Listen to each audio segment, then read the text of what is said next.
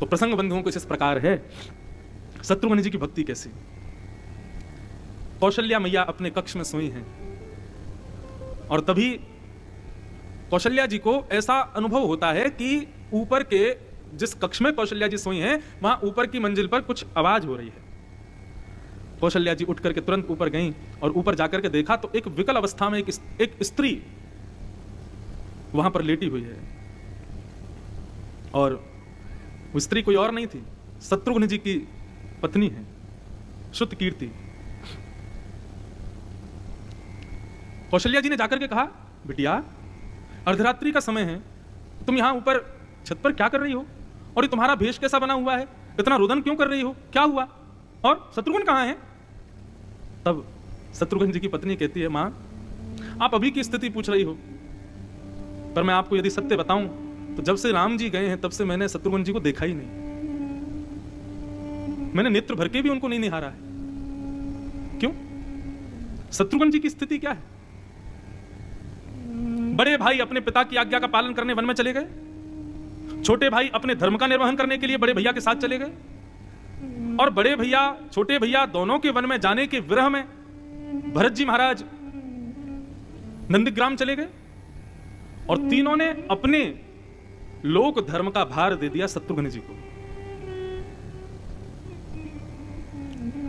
भरत जी महाराज नंदीग्राम में जाकर के रहने लगे, आश्रम बना करके वहीं बैठ करके पादुकाओं को ही श्री राम जानकी जी का स्वरूप मान करके पूजा करते हैं और जहां भरत जी बैठे हैं वहीं दूर किसी कोने में छुप करके शत्रुघ्न जी महाराज भरत जी को निहारते रहते हैं। शत्रुघ्न जी की भक्ति कौन से स्तर की है, जो श्रीमद् भागवत में वृत्रासुर की स्तुति है।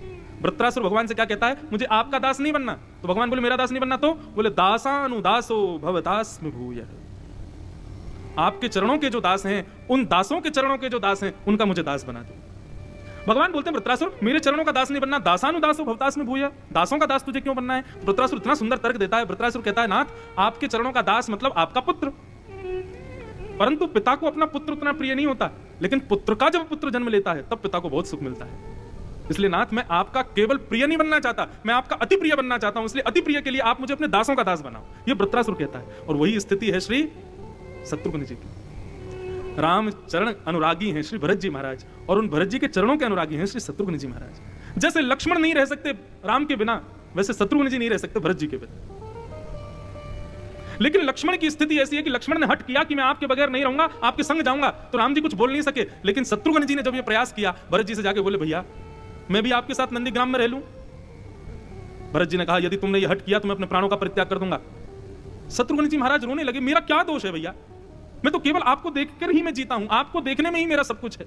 क्यों? क्योंकि आप श्याम वर्ण हो इसलिए राम जी आप में दिखते हैं और आपका स्वभाव लक्ष्मण जैसी भक्ति का इसलिए लक्ष्मण भैया दिखते हैं और भरत तो आप हुई, तीनों भाई मुझे आप में ही दिखते हैं भैया।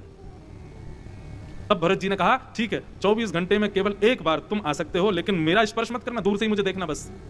और रही बात तुमको करना क्या है, तो राम जी लक्ष्मण जी और भरत तीनों का जो कर्तव्य अयोध्या में होना चाहिए उसका निर्वहन, उसकी रक्षा तुम करो। शत्रुघ्न जी की स्थिति, शत्रुघ्न जी महाराज को सबका धर्म का पालन करना है। भरत जी कह रहे हैं, राम जी कह के गए हैं, भैया राजा के रहते हुए यदि प्रजा को दुख होवे तो राजा नरक का अधिकारी होता है। भरत शत्रुघ्न मैं नंदीग्राम में हूं, दोनों भैया वन में हैं, तो हम तीनों की अनुपस्थिति में और पिताजी के स्वर्गवास के बाद अब तुम राजा हो अयोध्या के, और राजा यदि खुद को नहीं मानते हो तो सबका लालन पालन और प्रजा की रक्षा करना तुम्हारा कर्तव्य है। यदि तुमने नहीं किया तो हम तीनों को कष्ट होगा। तीनों भाइयों के सुख के विचार के लिए से शत्रुघ्न जी महाराज अयोध्या में रहते हैं और अयोध्या में क्या करते हैं, रात भर भरत जी का स्मरण करते हैं, रात भर राम लक्ष्मण भैया का स्मरण करते हैं, पूरी रात बिलक बिलक करके रोते हैं, लेकिन अपने रुदन को सुबह खूब पहुंचते हैं, अपना ऐसा अद्भुत श्रृंगार करते हैं मानो मुझे देख करके किसी को रोना ना आ जाए, मुझे देख करके किसी को ये ना लगे दुखी, क्योंकि मैं ही दुखी रहूंगा तो सब दुखी हो जाएंगे। इसको कहते हैं अंतर्निष्ठ अवस्था। हम लोगों की स्थिति ऐसी, हमें किसी बात से यदि कष्ट है तो हमारे कष्ट हमारे मुख पे आ जाता है, लेकिन शत्रुघ्न जी की स्थिति ऐसी कि वे अपने कष्ट को होते हुए भी मुख पर आने नहीं देते। क्यों? क्योंकि मुझे सबको बचाना है, मुझे सबकी रक्षा करनी है, मुझे तीनों भाइयों के धर्म का निर्वहन करना है। शत्रुघ्न जी अपने कक्ष से बाहर निकलते हैं तो मुस्कुराते हुए निकल के आते हैं, सबको दिखाते हैं कि मैं बड़ा प्रसन्न हूं। प्रसन्नता में गौशाला में जाते हैं, गौशाला में जाकर के देखते हैं गायें विकल होकर के चारा नहीं खा रही हैं, शुष्क हो गई हैं, पतली हो गई हैं, बछड़ा बछिया दूध नहीं पी रहे हैं। शत्रुघ्न जी जाकर के गायों को अपने हृदय से लगाते हैं, उनके ऊपर अपना हाथ फेरते हैं। शत्रुघ्न जी को देख करके गायों को थोड़ी सांत्वना मिलती है कि राम जैसा दिखने वाला शत्रुघ्न हमारे पास आया है। गौशाला के सब ग्वारिया जाकर के शत्रुघ्न जी को बताते हैं, बोले गैया चारा नहीं खा रही है, बछड़ा दूध नहीं पी रहे हैं, क्या करें शत्रुघ्न जी? शत्रुघ्न जी गायों के पास जाते हैं और गायों से जाकर के कह रहे हैं, तुम क्यों चारा नहीं खा रही हो? गैया कहती है, शत्रुघ्न जी राम वियोग में कौन खा रहा है और किसको खाने की इच्छा होगी? हमारे राघव जब अयोध्या में नहीं है, इस विरह में कौन भोजन कर रहा है? हम चारा खाएंगे तो दूध बनेगा तो थनों से निकलेगा, लेकिन थनों से निकला हुआ दूध राम जी के मुख में नहीं जाएगा, तो ऐसे दूध को बनाने का क्या औचित्य है? राम जी के वन जाने का भाव तो ऐसा है शत्रुघ्न जी, हमें जीवित ही नहीं रहना चाहिए। हम जीवित भी हैं, हमें इस बात का कष्ट है कि हम मर क्यों नहीं रही हैं। शत्रुघ्न जी महाराज कहते हैं, बहुत अच्छी बात है, बिल्कुल मत खाओ, चारा भी मत खाओ, घास भी मत खाओ, कुछ मत करो, बिल्कुल पतली दुबली शुष्क हो जाओ, ना अपने बच्चों को दूध पिलाओ, जिससे कि 14 वर्ष बाद जब राम जी लौट करके आए तो तुम ऐसी बिल्कुल पतली दुबली उनको दिखाई दो। तुम्हारी हड्डियां देख करके राम जी बेचारे 14 वर्ष कष्ट पाकर के वन में आएंगे और उसके बाद आकर के जब तुम्हारी स्थिति देखेंगे तो बेचारे और दुखी हो जाएंगे। ये दुखी तो देना है हम अयोध्या वासियों को। हमने हमेशा राम जी को दिया क्या? दुखी दिया। कष्ट के बदले हमने उनको 14 वर्ष का वन दे दिया। तब भी हमारे मन में ये बात नहीं आ रही है कि 14 वर्ष बाद राम जी आए तब तो उनको प्रसन्न करें हम। नहीं, हम तो तब भी दुख देंगे उनको। अरे वियोग में भोजन छोड़ने से कुछ नहीं होगा, बल्कि तुमको तो यह विचार करना चाहिए 14 वर्षों की बात है, 14 वर्षों में इतना चारा खाओ, इतनी हुष्ट पुष्ट हो जाओ, ऐसा बढ़िया सुंदर अपना स्वरूप बना लो कि 14 वर्ष बाद जब राम जी अयोध्या में आवे और अयोध्या में आती, तुम जानती हो सबसे पहले गौशाला आएंगे, तुमको प्रणाम करने आएंगे। जैसे ही तुमको प्रणाम करें तो जिस प्रकार तुम्हारा दुग्ध निकालने के लिए बछड़ा बछिया को नीचे लगाया जाता है, ऐसी बछड़ा बछिया को देख करके गैया दूध देने लगती है। लेकिन राम जी को 14 वर्ष बाद देख करके तुम्हारे हृदय में ममता की हिलोरें उठने लग जाएं और तुम्हारे थनों से बिना बछड़ा बछिया की दूध की धार बहने लग जाए। अपनी स्थिति ऐसी करो जिसको देख राम जी प्रसन्न हो जाएं। सब ये विचार कर रहे हैं कि हम 14 वर्ष कैसे जिएंगे, लेकिन शत्रुघ्न जी की स्थिति केवल ये सोच रही है 14 वर्ष बाद राम जी को कितना सुख देना है। 14 वर्षों में जितना कष्ट मेरे राघव को मिला, उसके बाद मैं इतने सुखों से भर दूं कि मेरे राघव को 14 वर्ष की कभी स्मृति भी ना हो। यह भक्ति है शत्रुघ्न जी की। अरे देवी, तुम तो अपने आप को ऐसा रखो कि तुम्हारे थनों से निकलने वाली दूध की धार नदी बन जाए, नदी बनकर के सरजू जी को भी दुग्ध युक्त कर दे, सरजू जी जाकर के गंगा जी को दुग्ध युक्त कर दें, और गंगा जी जब गंगा सागर में जाके समुद्र में मिले तो समुद्र भी दुग्ध युक्त हो जाए और पूरे विश्व में कहे भैया समुद्र दुग्ध युक्त हो गया। बोले क्यों? क्योंकि राम जी अब वापस अयोध्या पधारे हैं। तुम्हारी भक्ति तो ऐसी होनी चाहिए, तुम्हारी स्थिति तो ऐसी होनी चाहिए। तुम यहां विकल होकर के पड़ी हो। बंधुओं, स्थिति में टूट जाना, स्थिति में वियोग युक्त हो जाना, स्थिति में रोना, अपने आप को संभालना, ये तो सब कर लेते हैं, लेकिन पूरी स्थिति में सबको संभालना, ये जो करे वो शत्रुघ्न है। लोगों ने बड़ी बहुप्रचलित एक बात सुनी है, आपने भी सुनी होगी कि 14 वर्ष तक अयोध्या में किसी बालक ने जन्म नहीं लिया। ये बात तो हम सब सुनते ही हैं, लेकिन यह भी सुनते हैं कि दशरथ जी के अलावा किसी ने प्राण नहीं त्यागे। क्यों? क्योंकि सबके प्राणों की रक्षा शत्रुघ्न जी कर रहे थे। मेरे राम जी जब वापस आए तो देख करके प्रसन्न चित्त हो जाएं, वाह मेरी अयोध्या। जब गायों को देखें तो राम जी का हृदय द्रवित हो जाए। इस प्रकार उत्साह वर्धन करते हैं। विषम परिस्थिति सबके जीवन में आती है, लेकिन उस विपरीत स्थिति में सबका उत्साह बरकरार रखना, यह शत्रुघ्न की स्थिति है। ऐसा नहीं है शत्रुघ्न जी टूटे हुए नहीं है, खुद भी टूटे हुए हैं, लेकिन फिर भी सबको संभाल रहे हैं। भूख नहीं लगती शत्रुघ्न जी को। अयोध्या के राजभवन में प्रवेश करते हैं, भूख नहीं है, कुछ खाने की इच्छा नहीं है शत्रुघ्न जी की, लेकिन राजभवन में आकर के देखते हैं कि कौशल्या जी अपने कक्ष में हैं, सुमित्रा जी अपने कक्ष में, कैकेयी अपने कक्ष में, सब अपने काम करते हैं, बस किसी को किसी से कोई मतलब नहीं। तभी कोई दासी आकर के बताती है, बोले कि भैया शत्रुघ्न जी, कौशल्या मैया ने 1 सप्ताह से कुछ पाया नहीं है, बस राम राम राम राम करते हुए वियोग में। शत्रुघ्न जी महाराज कहते हैं तुम भोजन तैयार करो, मैं अभी जाता हूं। शत्रुघ्न जी अपने आप को संभालते हैं, आंसू पहुंचते हैं, अपने आप को बिल्कुल प्रसन्न चित्त करते हैं, तुरंत कौशल्या जी के कक्ष में जाते हैं और जाकर के राम वियोग में विकल पड़ी हुई कौशल्या मैया की गोद में जाकर के अपना सर रख देते हैं। बोले मां देखो ना, अयोध्या में मुझसे कोई बात ही नहीं करता, मुझसे कोई चर्चा ही नहीं करता, मैं भूख लगी है, 2 दिन से मैंने कुछ पाया नहीं है, मुझे कोई भोजन भी नहीं करा रहा है। कौशल्या के मानो जैसे प्राण आ गए। शत्रुघ्न जी को अपने हृदय से लगाया, पुचकारने लगी, अच्छा भूख लगी शत्रुघ्न, रुक अभी रुक, मैं कुछ लाती हूँ। तुरंत कौशल्या जी जाती हैं, जाकर के कुछ सामग्री लेकर के आती हैं, शत्रुघ्न जी को बैठाती हूँ, बोले चल मुंह खोल कुछ खा। बोले नहीं माँ, अकेले नहीं खाऊंगा, पहले आप पाओ, जब आप पाओगी तब पाऊंगा। बेटा तू तो जानता है ना, जब से राम गया मेरी कुछ भोजन करने की इच्छा नहीं होती। तो शत्रुघ्न जी कहते हैं हाँ सही बात है माँ, क्योंकि आपका पुत्र केवल राम है ना, शत्रुघ्न थोड़ी है। आपको केवल राम से ही प्रेम है ना, आपको केवल लखन भैया से प्रेम है, भरत जी आपके और प्रिय, वो भी चलेगा। अब शत्रुघ्न कौन है? शत्रुघ्न को कौन जानता है? ठीक है माँ, आप ऐसे ही विरह में रहो, मैं जाता हूं यहां से, हाँ मैं और भूखा रह लूंगा, आप माँ ऐसे ही रहना। जैसे शत्रुघ्न जी जाते हैं, कौशल्या रोक लेती, नहीं बेटा बैठो। और फिर माँ स्वयं भी पाती है, शत्रुघ्न जी को भी पवाती है। सबके प्राणों की रक्षा कर रहे हैं शत्रुघ्न जी, कि मेरे राघव जब लौट करके आए तो कोई भी उनको ऐसी अवस्था में ना दिखे।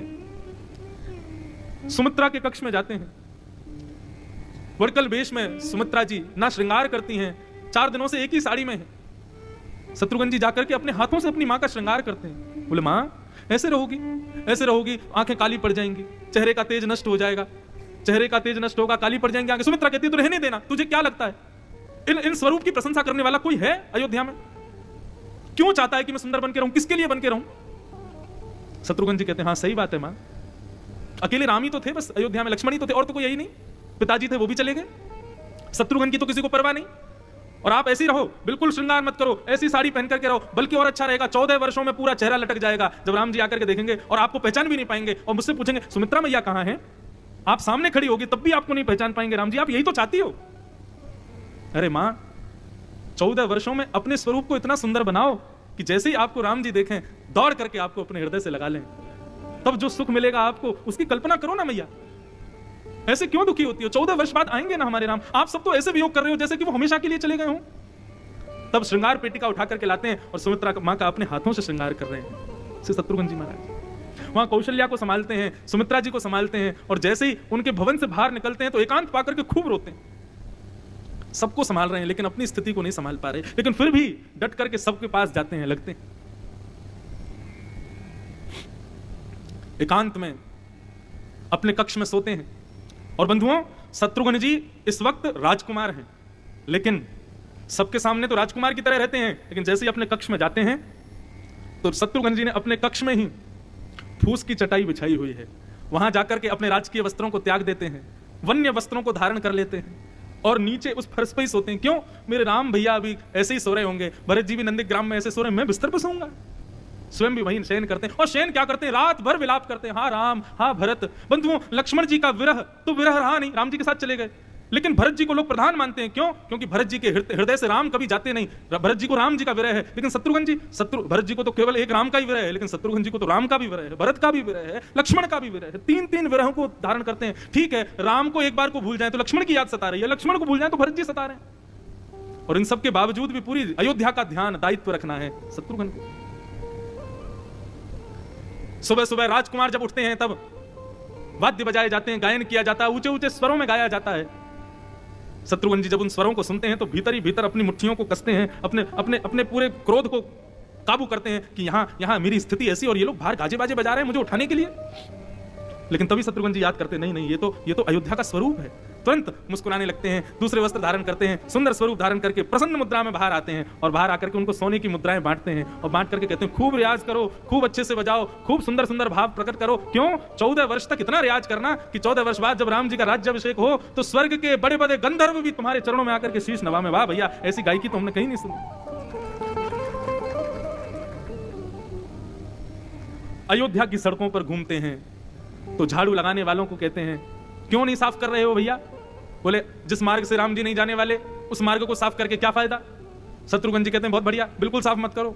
14 वर्षों में इतनी कीचड़ हो जाए, इतनी गंदगी हो जाए ताकि राम जी आवे तो कहें अरे भैया ये मेरी अयोध्या है क्या? इतनी गंदी, इतनी अपवित्र।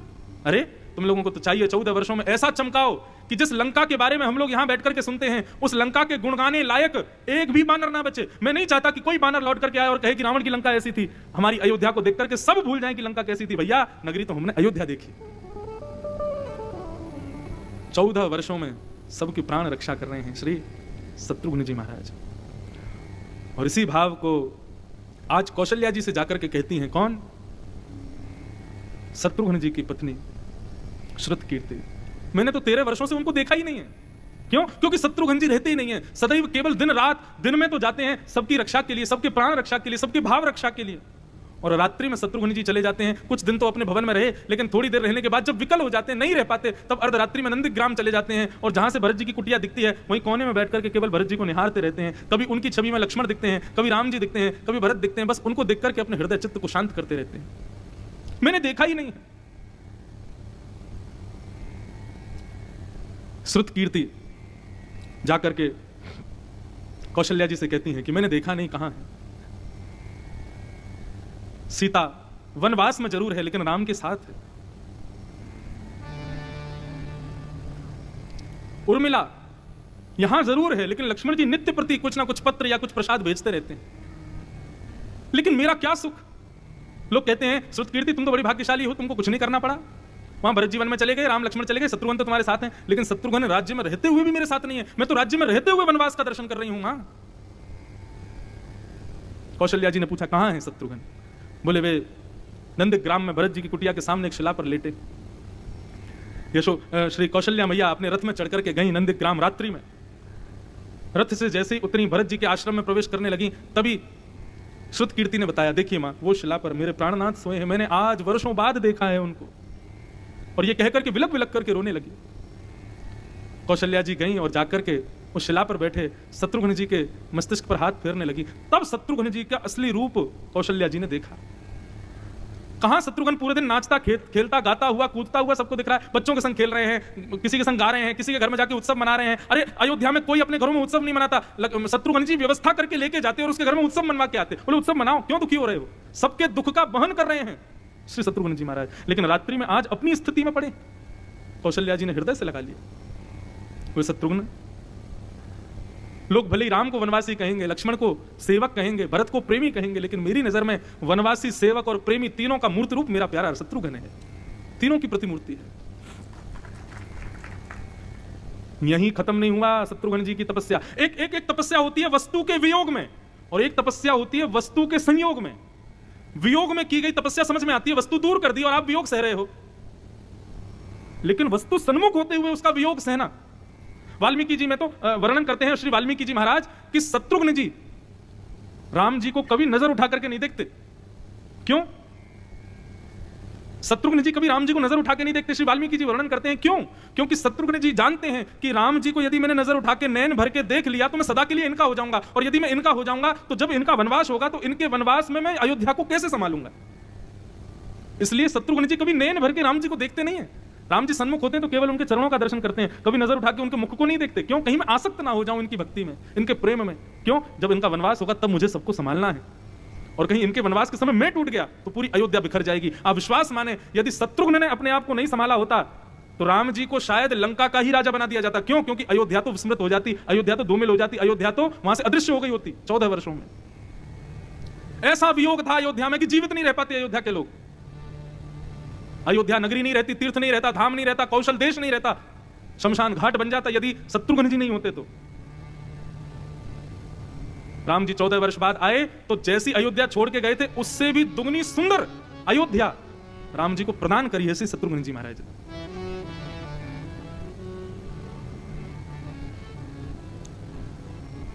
अब ये तो थी 14 वर्षों तक की शत्रुघ्न जी की तपस्या, लेकिन शत्रुघ्न जी की तपस्या यहीं समाप्त हो गई हो ऐसा नहीं। 14 वर्ष बाद जब राम जी लौट करके आए और जैसा जैसा शत्रुघ्न जी ने 14 वर्षों में योजना बनाई थी बिल्कुल वैसा ही हुआ।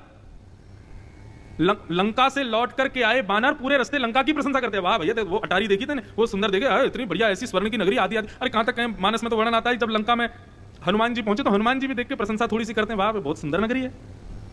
लेकिन जैसे ही अयोध्या के ऊपर पुष्पक विमान पहुंचा तो एक बार को राम जी ने जब नीचे झांका तो राम जी बोले ये अयोध्या है? बोले हाँ ये अयोध्या है। राम जी किशोरी जी से चर्चा करने लगे, मुझको तो लगा था कि मेरे वियोग में अयोध्या कैसी होगी, लौट करके वापस पूरी अयोध्या को फिर से पुनरुत्थान करना पड़ेगा, सब मठ मंदिर बनवाने पड़ेंगे, अयोध्या को सुंदर सृजन करना पड़ेगा, अयोध्या की सुंदरता पर और थोड़ा सा मेहनत करनी पड़ेगी, अभी तो वापस लौट करके बड़े काम करने होंगे। लेकिन देखो तो सही देवी, ये हमारी अयोध्या है। बोले हाँ भगवान, मुझे भी विश्वास नहीं हो रहा। अटारियां चमक रही हैं महाराज, सड़कें चमक रही हैं, लोग बागों को देखो तो पहले जैसे दिखते थे उससे भी अति सुंदर दिखाई दे रहे हैं, सबके मुखमंडल पर ऐसी ऐसी गौर कांति दिखाई दे रही है। जैसे ही पुष्पक विमान उतरा है, उत्सव तो मन ही रहा था, लेकिन लोगों के स्वरूप को देखकर के राम जी को बिल्कुल ऐसा एहसास नहीं हुआ कि 14 वर्षों का इन लोगों को वियोग रहा होगा। राम जी जैसे ही गए, गौशाला में जाकर के गायों को प्रणाम किया, राम जी के प्रवेश करते ही असंख्य गायों के थनों से दूध का प्रवाह प्रारंभ हो गया। राम जी का मानो तभी राज्याभिषेक कर दिया। जैसे ही राजभवन में प्रवेश किया, संगीत वाले गाने बजाने लगे, गाने लगे, सुंदर आलाप लेने लगे। राम जी महल में प्रवेश करना भूल गए उनके स्वर सुन करके। राम जी बोले क्षमा करना, मैं वन से आया हूं, अभी मेरे पास कुछ है नहीं तो मेरी स्थिति तो ऐसी है कि मेरा मन कर रहा है कि मैं तुमको दिशाओं का देवता बना दूं, तुमको पूरी पृथ्वी दान कर दूं। इतना सुंदर गा रहे हो, कहां से रियाज करके आए हो भैया? आहा। शत्रुघ्न जी पीछे खड़े हैं, चुपचाप देख रहे हैं कि राम जी को जो देना चाहता था वो मिल रहा है। जैसे ही राम जी ने प्रवेश किया, तीनों माताएं सामने खड़ी थीं। उन तीनों के रूप को देख करके श्री राम जी की स्थिति ऐसी कि 2 क्षण के लिए तो श्री रघुनाथ जी को भी मूर्छा आने लगी। तीनों मैया बलैया लेती राम जी की, उससे पहले तो राम जी ने तीनों माताओं की बलैया ली। बोले आप इतनी सुंदर लग रही हैं, इतनी प्यारी लग रही हैं, मेरी इच्छा हो रही है कि आज स्वर्ग की सुंदर अप्सरा उर्वशी से आपकी बलैया लूं मैं, आप इतनी सुंदर लग रही हैं। परंतु ऐसी अयोध्या, ऐसी गैया, ऐसे गायक, ऐसी माताएं राघव को प्रदान करने वाले श्री शत्रुघ्न जी महाराज।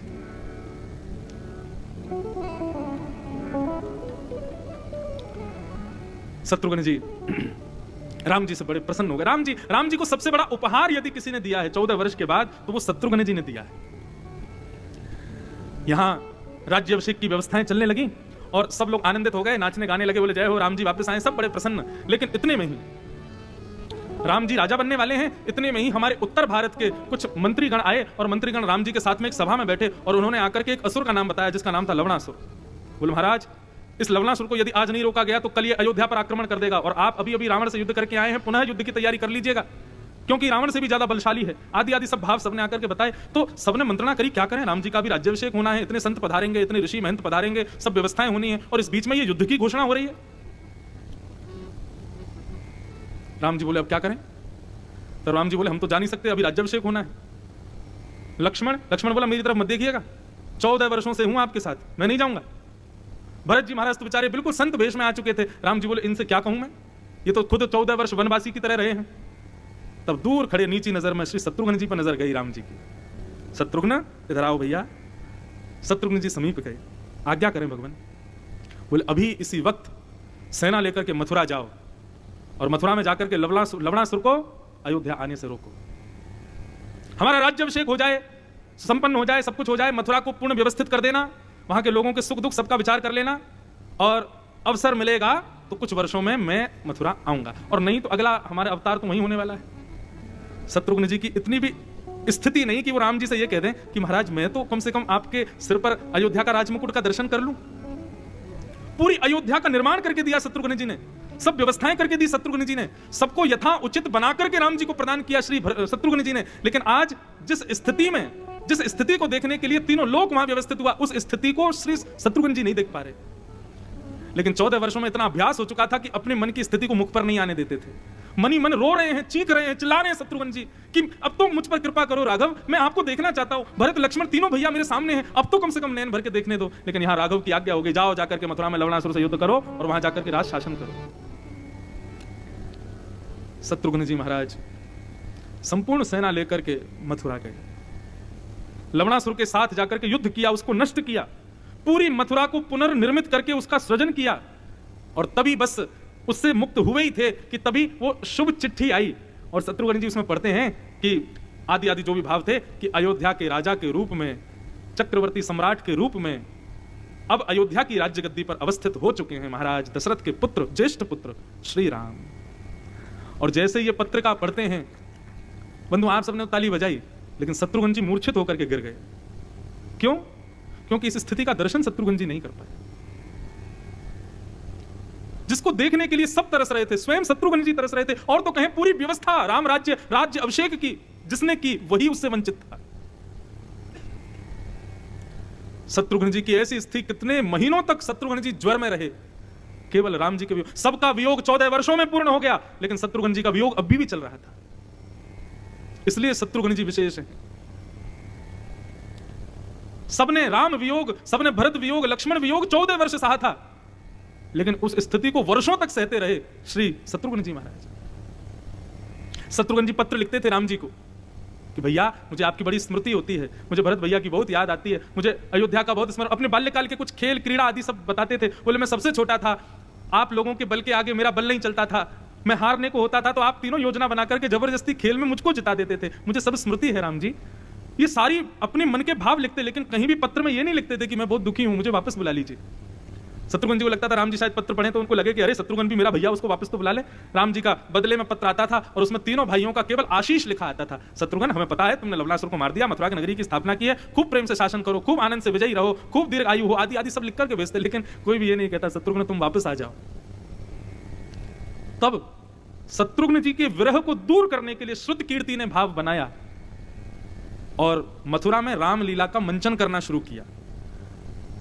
शत्रुघ्न जी शुष्क अवस्था में रहते थे, तब श्रुतकीर्ति उनको लाती और लाकर के सिंहासन पर बैठाती, तब सामने पर्दा खुलता, एक बालक राम बनकर के आता, दूसरा लक्ष्मण बन के आता, एक बालिका जानकी जी के रूप में आती, और जैसे ही राम लक्ष्मण को सामने देखते और तभी भरत मिलन का प्रसंग आता, श्री भरत जी महाराज को आते देखते, श्री शत्रुघ्न जी महाराज विरह से कातर हो जाते, दौड़ करके उन अभिनय करने बालकों के चित्त से लगा लेते, उनके वस्त्रों को सूंघते, उनके चरणों को सिर पर रखते, मेरे भैया राम, मेरी भाभी जानकी, मेरे भरत भैया, मेरे लक्ष्मण भैया। और ऐसी विरह से कातर होते होते होते होते वहीं रुदन करते हुए मूर्छित हो जाते। वर्षों तक श्री शत्रुघ्न जी महाराज इस वियोग को सहते रहे। तब श्रुत कीर्ति ने राम जी को पत्र लिखा और उस पत्र में श्री शत्रुघ्न जी की स्थिति को बताया। तब उस स्थिति को जान राम जी स्वयं को रोक नहीं पाए। ऐसा नहीं राम जी को पता नहीं था, पर राम जी भी चाहते थे कि विशेषतर धर्म किसे कहते हैं ये संसार को पता चले, और वह सीखा है शत्रुघ्न जी से। तब राम जी समस्त अयोध्यावासियों के साथ में हाथी घोड़ा आदि सबके साथ पालकी बैंड बाजे और नगाड़े बजाते हुए मथुरा आए, और मथुरा में आकर के शत्रुघ्न को अपने हृदय से लगाया, और हृदय से लगा करके तब शत्रुघ्न को विशेषतर धर्म का अधिकारी बनाकर के घोषित किया। ऐसे हैं श्री शत्रुघ्न जी महाराज। बोलो शत्रुघ्न जी महाराज की।